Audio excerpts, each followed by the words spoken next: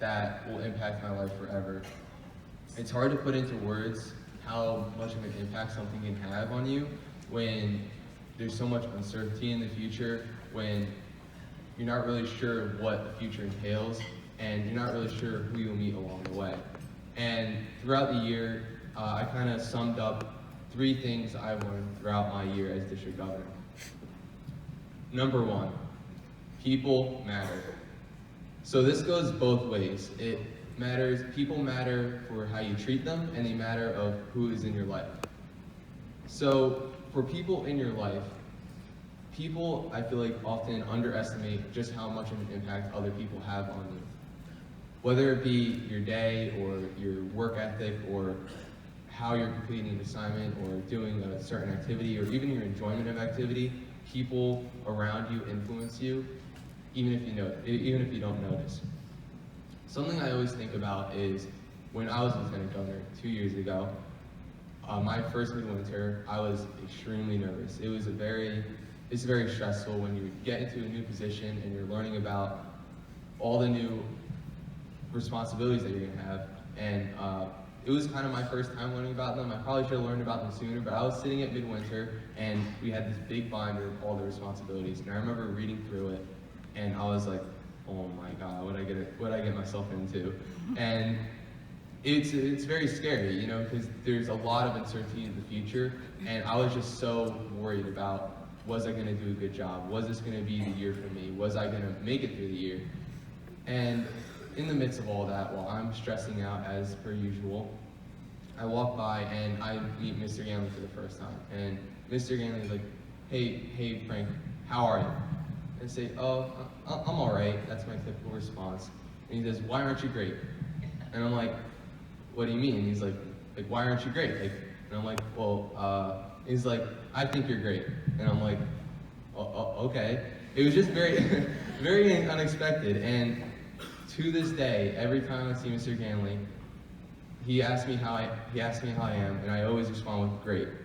Even when I'm not the greatest, I say great because he knows that he believes in me, and that person made an impact on me. He got me through that midwinter training conference, and just that small little act of kindness had so much of an impact.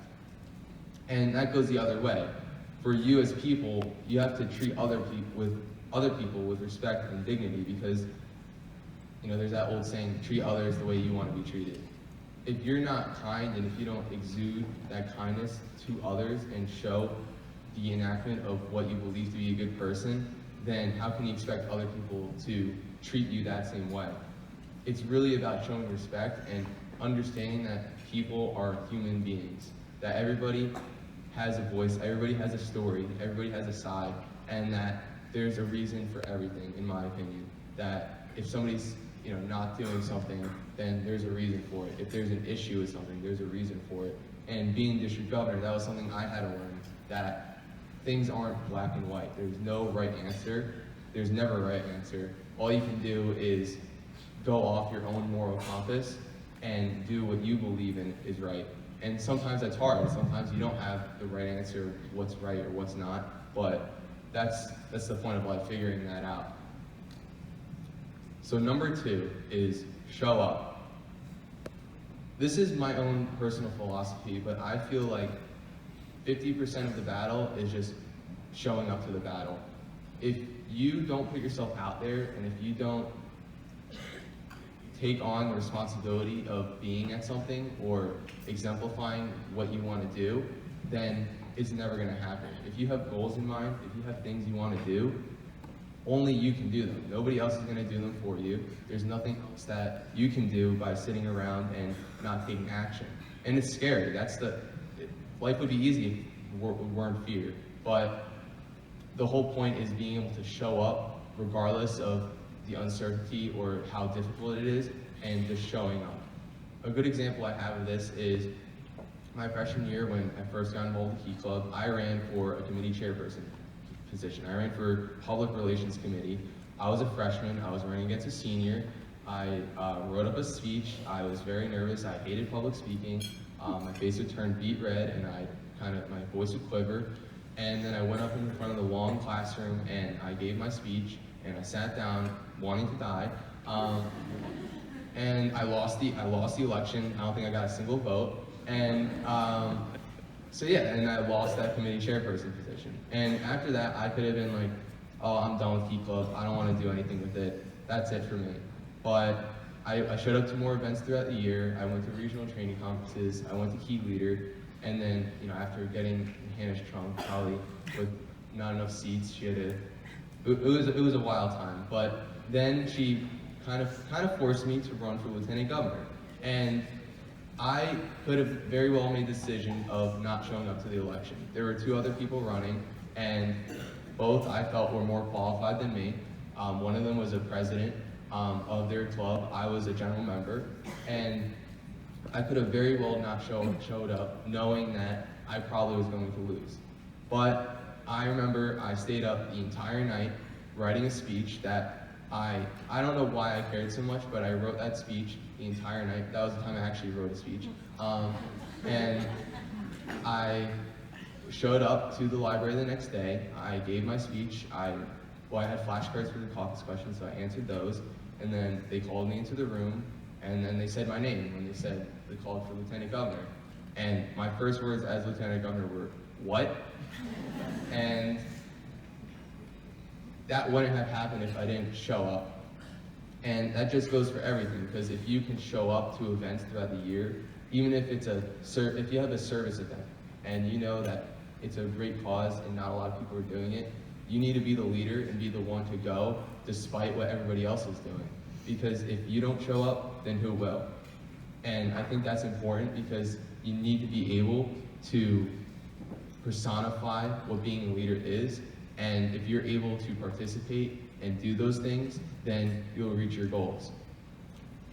Something I think about is, this shows how much of a lunatic I am, but after my election, I went to Midwinter. After Midwinter, after meeting Mr. Ganley, after meeting the board, I wrote my governor's farewell.